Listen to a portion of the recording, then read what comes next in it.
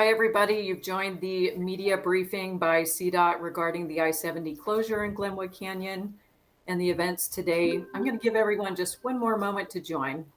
Thanks for your patience.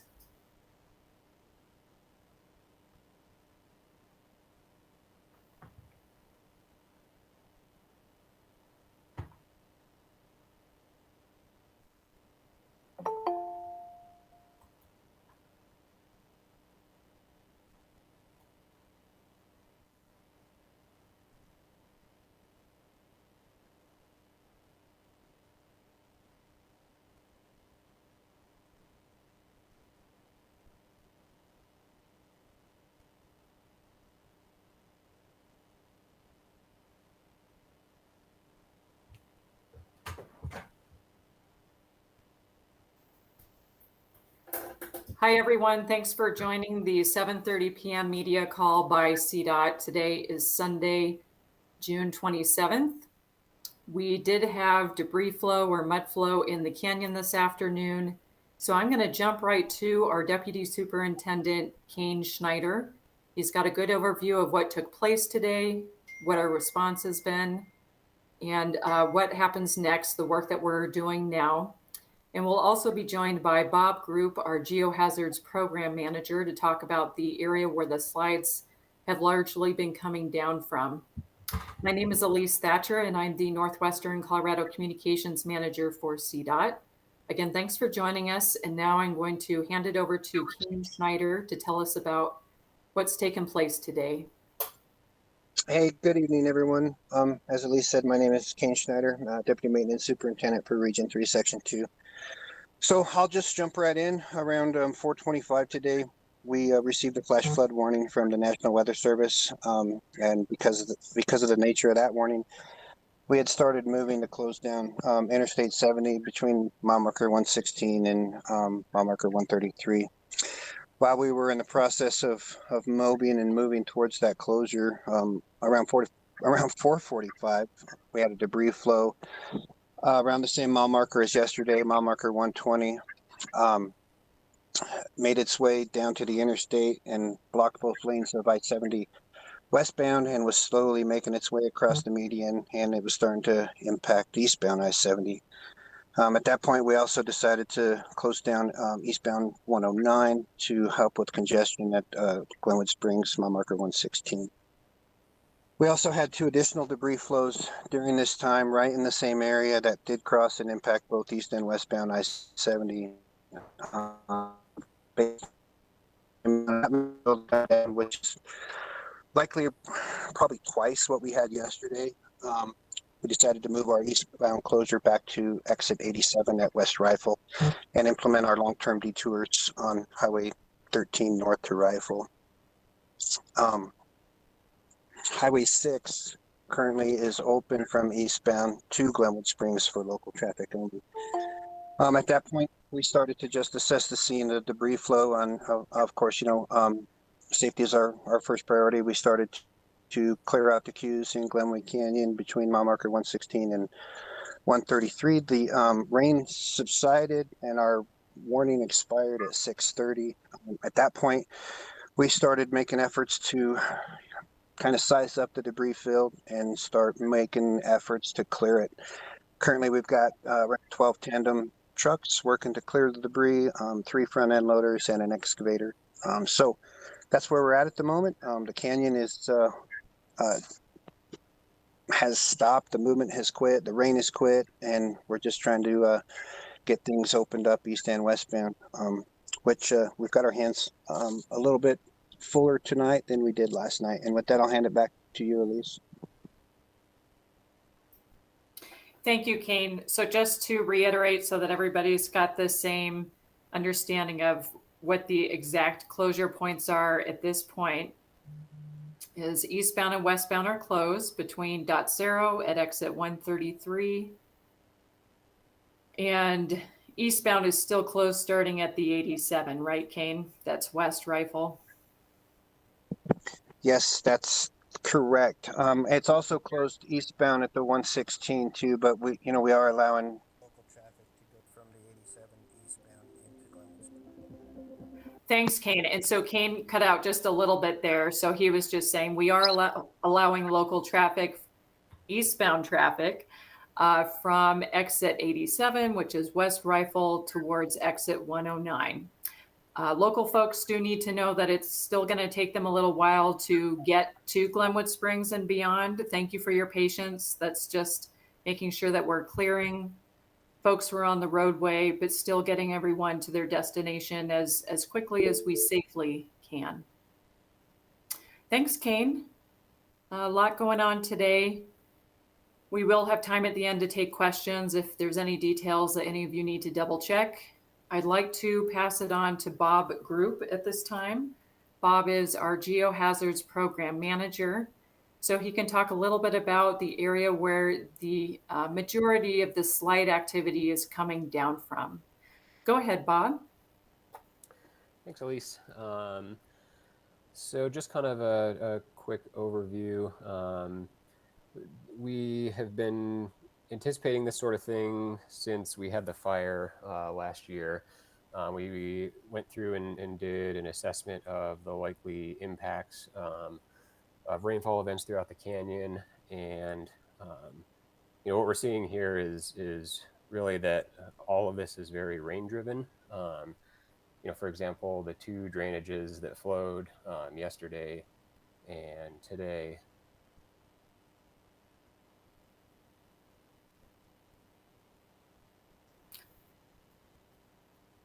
Bob, I'm not hearing you. I'm wondering if your connection cut out for just a moment there. Oh, sorry about that. I think I muted myself. Sorry. So where did you lose me?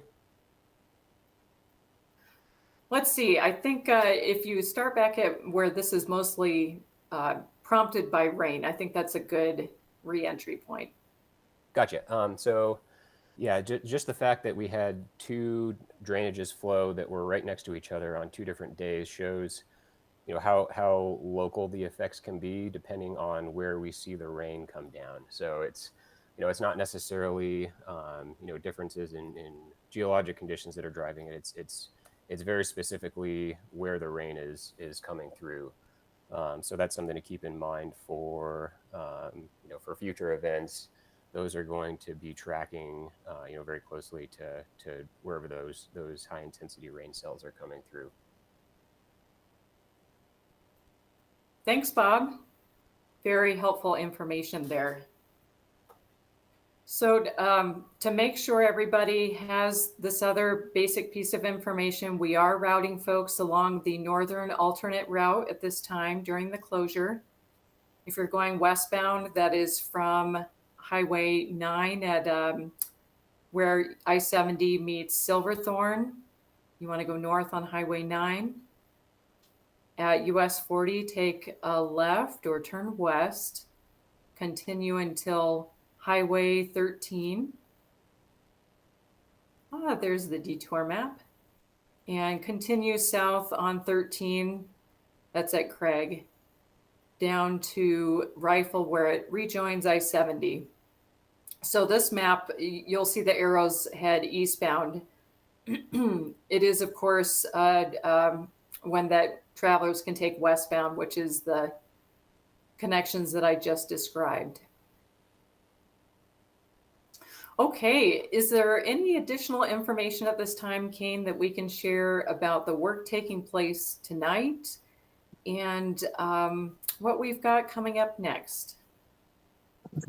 Yeah, I think, we can just pass on that our crews are in there currently. We are still experiencing a little bit of flow from the upslope coming down on the westbound I-70, but it is slowed down and is starting to subside.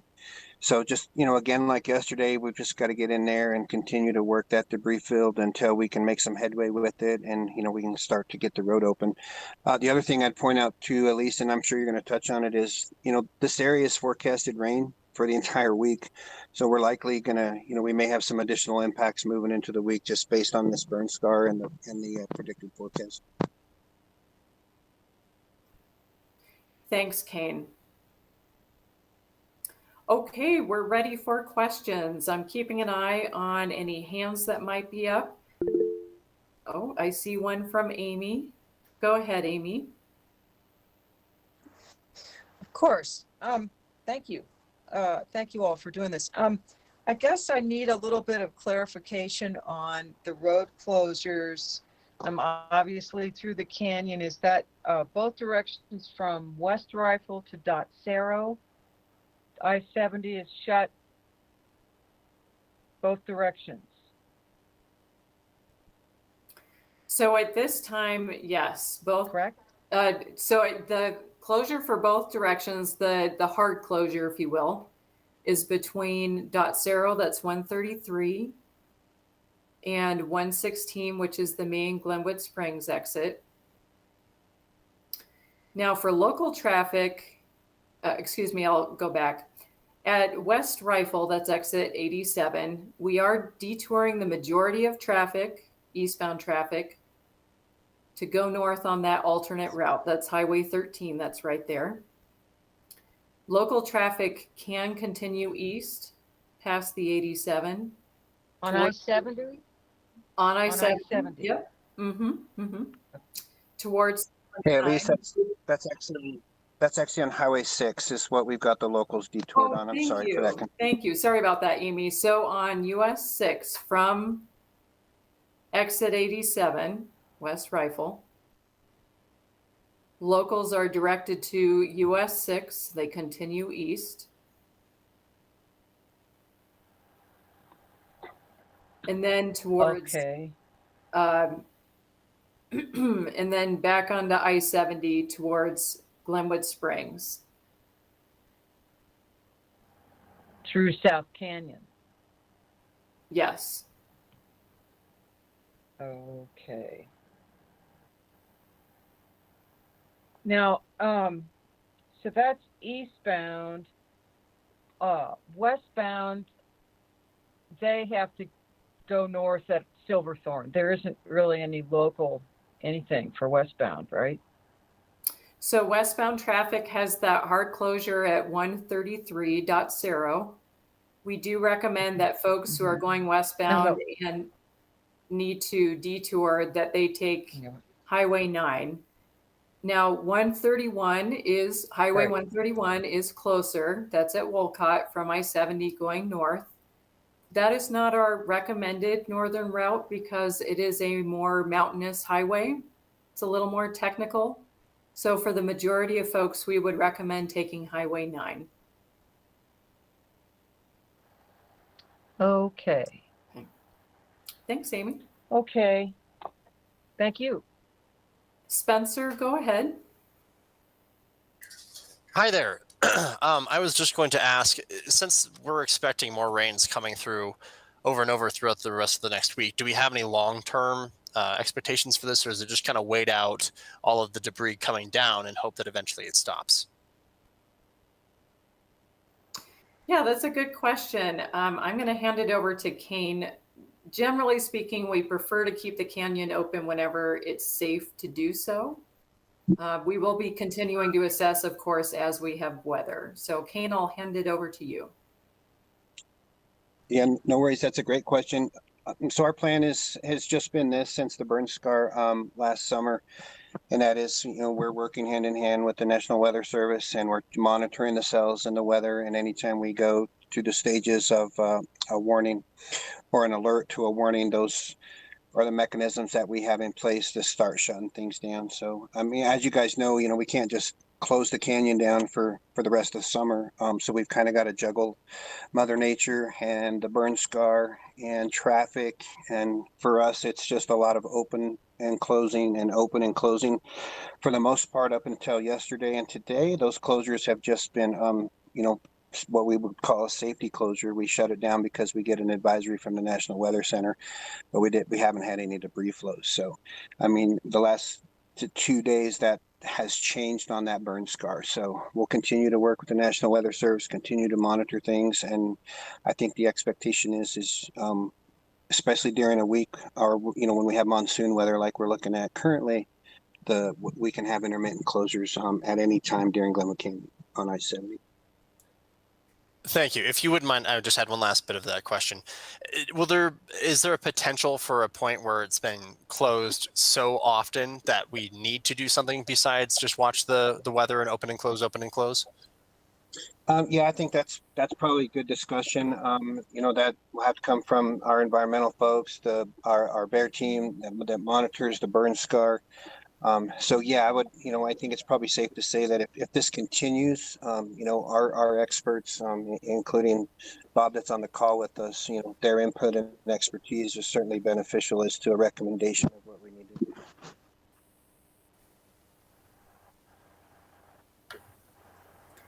Yeah, and just to Thank follow you. up on that a little bit more, it's when the whole process starts, the fire comes through and we have our burn intensity mapped.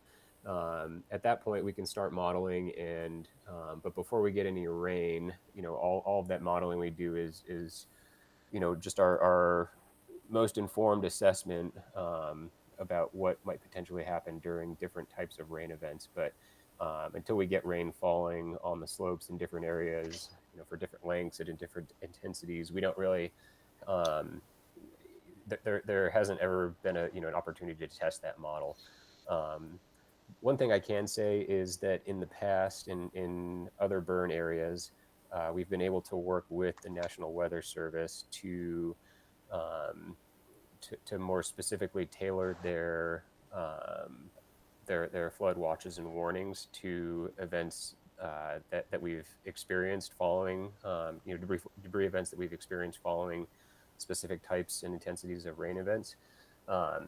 So what that has allowed us to do is close based on those warnings more accurately than later in the season than earlier in the season.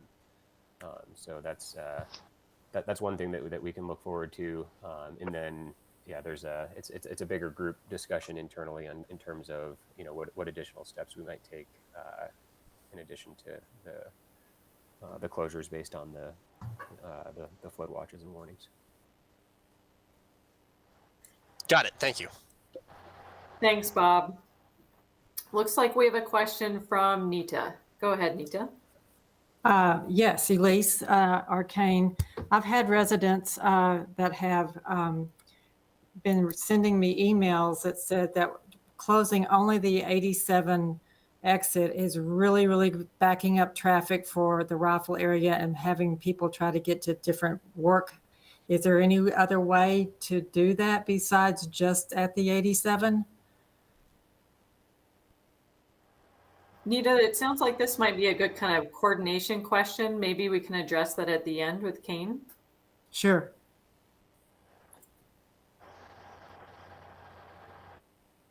Thank you. I appreciate that.